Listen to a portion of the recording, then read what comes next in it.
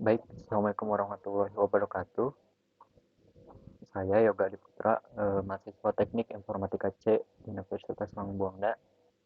Pada kesempatan kali ini saya akan mempresentasikan salah satu materi dari pengantar rekayasa perangkat lunak, yakni mengenai testing atau pengujian. Untuk pertama, mengenai pengertian dari testing. Testing merupakan salah satu tahap atau bagian dalam software development lifecycle atau yang disingkat SDLC. Jadi, testing merupakan kegiatan untuk melakukan validasi dan evaluasi terhadap perangkat lunak yang dihasilkan, apakah sudah berjalan sesuai dengan yang diharapkan. Kemudian untuk slide selanjutnya ada pertanyaan, kenapa testing itu penting?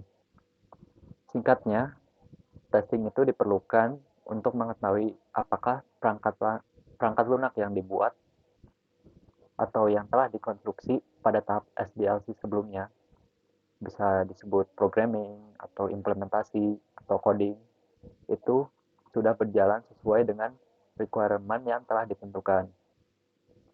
Testing juga sangat diperlukan untuk membuat aplikasi yang bebas bug, atau karena tidak sepenuhnya aplikasi bisa terlepas dari bug, testing ini digunakan gitu untuk meminimalisir adanya bug pada perangkat lunak.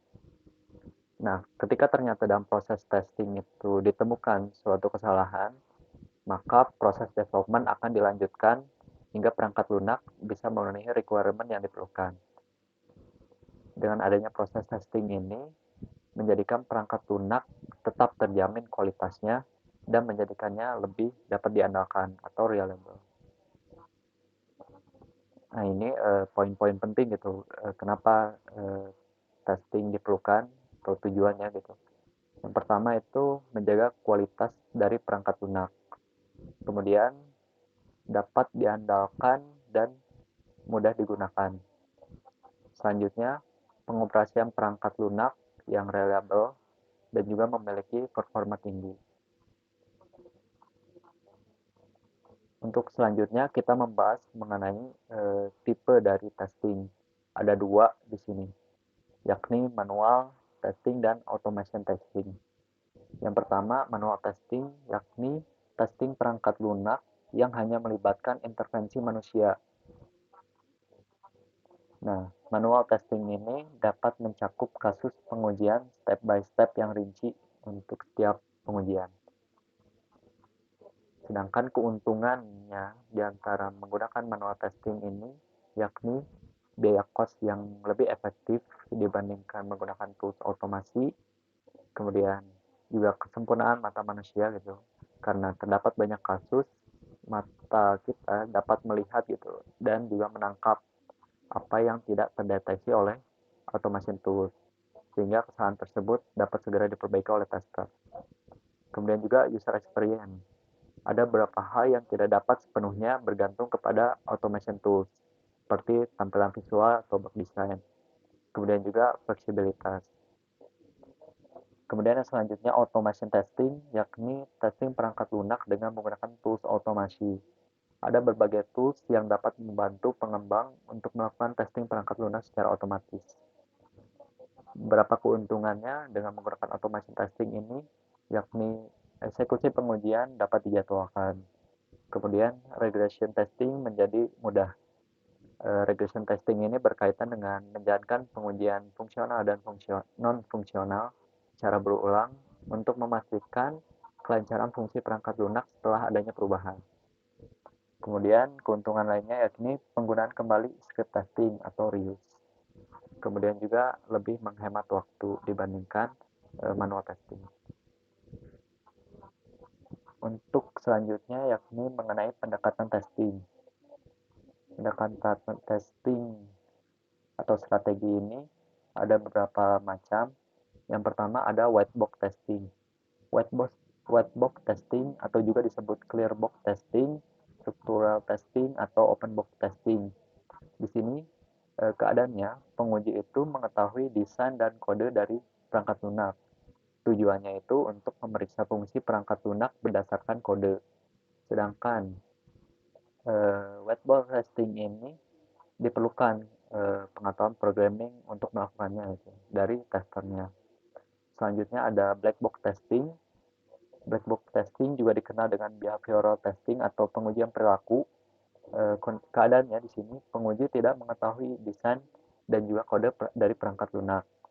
Testing ini bertujuan untuk menemukan bugs pada function, interface, data structure, behavior initialization, dan termination.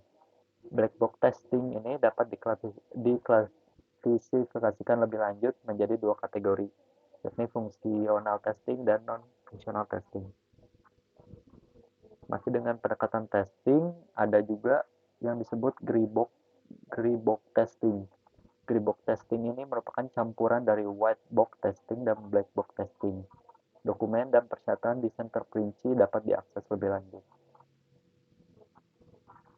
Selanjutnya, materi yang akan bahas adalah level testing. Ada berapa level utama gitu dalam melakukan testing atau pengujian. Yang pertama adalah unit testing. Ini merupakan komponen terkecil dari perangkat lunak yang dapat diuji. Tujuannya adalah untuk memastikan berfungsinya masing-masing unit. Selanjutnya adalah integration testing. Pada level ini, tiap unit individual yang telah di-testing tadi dikelompokkan untuk dilakukan pengujian. Tujuannya adalah untuk mendeteksi kesalahan dalam interaksi unit terintegrasi. Kemudian selanjutnya adalah system testing. Pada level ini perangkat lunak terintegrasi diuji secara keseluruhan. Level ini bertujuan untuk menilai kesesuaian perangkat lunak dengan persyaratan yang telah ditetapkan dan melakukan end-to-end testing. Yang terakhir yakni acceptance testing. Pada tingkat ini, perangkat lunak dinilai untuk acceptability atau penerimaan.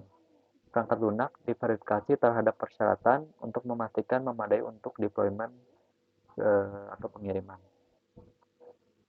Selanjutnya, yang terakhir adalah yang akan dibahas ini mengenai keunggulan testing.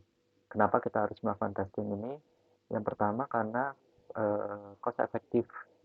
Dengan melakukan testing, ini akan membantu untuk menghemat biaya dalam jangka panjang. Dengan pendeteksian bug yang lebih awal, maka biaya untuk memperbaikinya akan menjadi lebih murah. Selanjutnya adalah mengenai security. Tentunya dengan testing, ini akan membantu untuk menghilangkan risiko dan permasalahan lebih awal terkait keamanan. Apalagi keamanan ini merupakan hal yang paling rentan dan juga sensitif dari perangkat lunak. Selanjutnya adalah product quality. Menjaga kualitas produk itu merupakan hal esensial, hal wajib dari setiap perangkat lunak ya. Nah, testing ini membantu gitu untuk memastikan kualitas dari perangkat lunak tetap terjaga. Dan yang terakhir itu customer satisfaction atau kepuasan pelanggan. Tujuan utama dari setiap produk perangkat lunak adalah kepuasan pelanggan.